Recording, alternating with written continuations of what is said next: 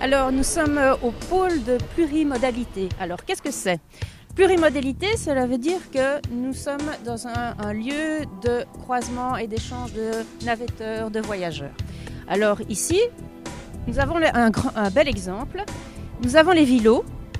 Nous avons des racks pour vélos, mais malheureusement, ils ne sont pas couverts. Nous avons la STIP avec le bus et les trams. Et nous avons la gare de Berchem. Malheureusement, le gros problème de la gare de Berchem, c'est l'accès à la gare et au quai. En fait, depuis les travaux de rénovation, soi-disant, de la gare, la commune a été coupée en deux. Donc ici, nous sommes à Berchem-Satagat, mais de l'autre côté, c'est également Berchem-Satagat. Et on a tendance à l'oublier. Et pourquoi? Parce que à cause de cette passerelle qui coupe la commune en deux, en fait, c'est très difficile d'accès. Donc les gens, les Berchemois, viennent ici, mais ils ne passent jamais de l'autre côté, sauf s'ils doivent prendre le train. Et s'ils doivent prendre le train, l'accès au quai est compliqué. Cette passerelle n'est pas du tout adaptée aux personnes à mobilité réduite, aux poussettes, aux seniors et à toute personne qui a des problèmes pour marcher tout simplement. Et donc, par temps de pluie et par temps de neige, ça devient réellement compliqué d'accéder au quai de la gare. Au collège, nous venons de voter un permis d'urbanisme, un permis avec une passerelle qui sera définitive cette fois-ci, avec 2 ascenseurs, avec une passerelle en bois. Et elle a fait l'objet, cette passerelle, d'un concours international et une société a remporté ce concours. Cependant, la décision du collège a été conditionnée. Elle était conditionnée parce que, bon, justement, pour les vélos, il y avait un problème. Il y avait un problème de mobilité. On ne savait pas mettre ou difficilement mettre les vélos dans un ascenseur. Et donc, nous avons demandé au collège de mettre un tunnel sous la voie ferrée afin que les personnes éventuellement à mobilité réduite qui veulent circuler avec leur chaise roulante puissent passer sous le passage à niveau dans ce tunnel et éventuellement les cyclistes. Il n'y a pas de parking de délestage. Nous sommes à 5 minutes de la sortie de la E40. Nous avons énormément de navetteurs qui passent par ici et nous n'avons aucun parking de délestage. Ça pourrait être une solution car les navetteurs se gareraient ici et prendraient les transports en commun ici, y compris le train. Mais pour l'instant, c'est impossible. Toujours rien de prévu pour ce parking de délestage. Mais depuis quelques années déjà, Madame Groels, qui était ministre de la Mobilité à la région bruxelloise, et maintenant Pascal Smet, nous suggère un parking de délestage de 500 voitures. C'est ce qu'il nous faudrait à Berchem-Satagat. Mais comme d'habitude, Berchem passe toujours en dernier lieu. Alors la plage Schweitzer, maintenant, a 6 ans. Elle a été complètement rénovée dans un souci d'améliorer le trafic et le flux.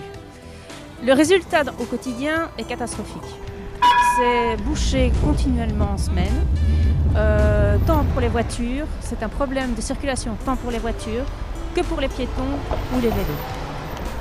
De plus, cette place est morcelée. Elle est morcelée en 3 parties, qui fait que pour faire tout le tour de la place, parfois avec les feux, il nous faut au moins 10 minutes. Mais pour l'instant, depuis 2 ans, nous avons conclu avec Bruxelles Mobilité un contrat de mobilité. Donc tous les matins, aux heures de pointe, nous avons 2 policiers qui s'occupent de la circulation ici au centre de la plage Schweitzer. Et le soir également, donc à la sortie des écoles jusqu'à 5 heures, eh bien bon, il y a des policiers qui s'occupent de la gestion de la circulation.